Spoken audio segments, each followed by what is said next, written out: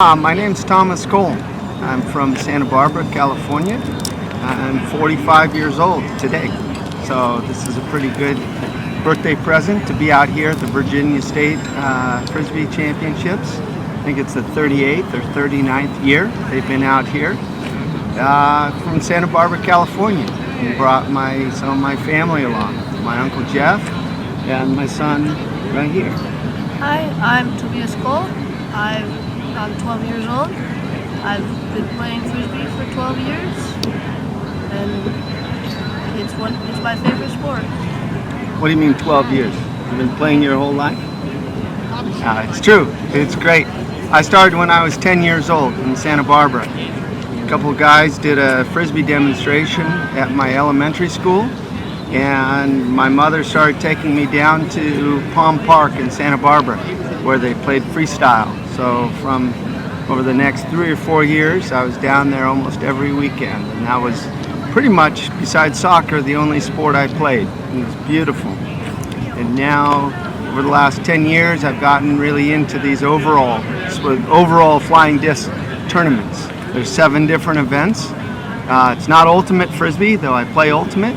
It's throwing distance, golf, freestyle, double disc court, accuracy, discathon, self-caught flight. I think that's most of them out there. And the last 10 years, I've gotten my Uncle Jeff Shelton to come play at these overall tournaments with me. And when we play around the property in Santa Barbara, ever since Tobias was born, he's been on our arm as we've played golf or done whatever around the property. So I think one of the first things he ever did with the disc, when he was probably about 1, was start throwing rollers. I've been playing overall tournaments for about 4 years. I find them to be really fun, and I meet a lot of new people, world champions, people, a lot of famous people. Good famous people. So what happened to you in Colorado? This was the World Championships in Colorado a couple years ago. I won the World Junior Championship for 12 and under. So I'm a world champion. I'm also a U.S. champion in 7 different events. It's also my son. He's a good guy. We have a good time out here. Yeah. It's nice. This sort of environment, it's conducive to being with families. My Uncle Jeff was just walking around somewhere here, and basically good friends out here. It's an incredible environment. I love it. Is this your favorite sport? This is my favorite sport. Do you play any other sports? Not really. No. Just Frisbee. I play ultimate with my dad and some friends, and then we have a golf course on our property, so I play once or twice, maybe 3 times a week. Yeah.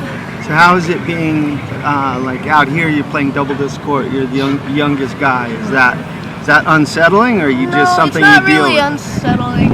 I've been playing double disc court for 4 years, so I know how it goes. I know what to do. And you've been playing against adults the whole time? I think maybe the first year it was a little unsettling, but I was with another young person, so I was fine. And you've played at tournaments where? Where have you played tournaments? I've played in Minnesota, Colorado, Santa Barbara, where we live, and Sweden, and now Virginia. So Sweden, what tournament was that? The World Championship. Yeah, and he was one of the only juniors there, competing against all the adults. So I think you held your own pretty well. Yeah.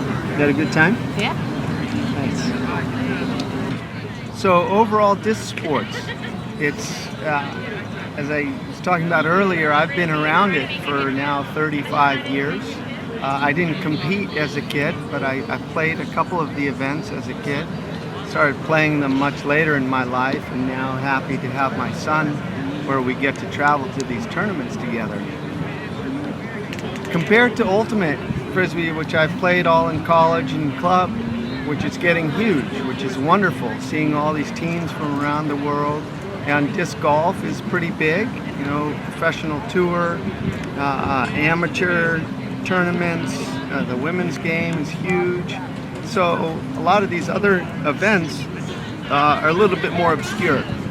Doesn't make them any less enticing or attractive to us, because it's about throwing the disc, and it's about the wind, and it's about challenging yourself with all these different types of discs to figure it out, to make the catch, to make the throw, and there's just an inherent beauty in that. Sometimes it's a little worrying where the call it a sport, or the space of overall disc sports is going, because there's not many of us, probably 100, 200 people if you put us all together around the world.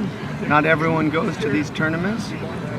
My hope is with this next generation, guys like Tobias or young women that get exposed to it might want to do it, and I really hope it gets bigger. We have to figure out ways of bringing people in, say ultimate players or disc golfers.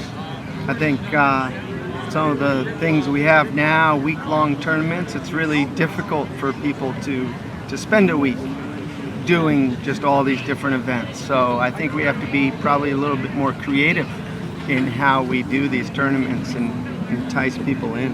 What do you think, buddy? I think it's gonna grow bigger, because here I meet a lot of new people, and it's a really friendly community, and I think people will be drawn to that, and I think it will get bigger. So how, do any of your friends play some of these events? I've had several friends come and play in some of the events, some or all of the events, and they have really liked it. I hope they pass that on to their friends and then come play. So it's like a challenge to us. We know what it's about. We know the happiness it brings. So it's our job to help bring other folks in And spread it. At the same time, as I said, we have to make it more conducive to people wanting to do that, and that's the onus is on us. We gotta do it. It's not just going to happen. It'd be nice to figure out some larger sponsors. Back in the day, in the 70s and early 80s, you had Whammo, which was back then the only disc company.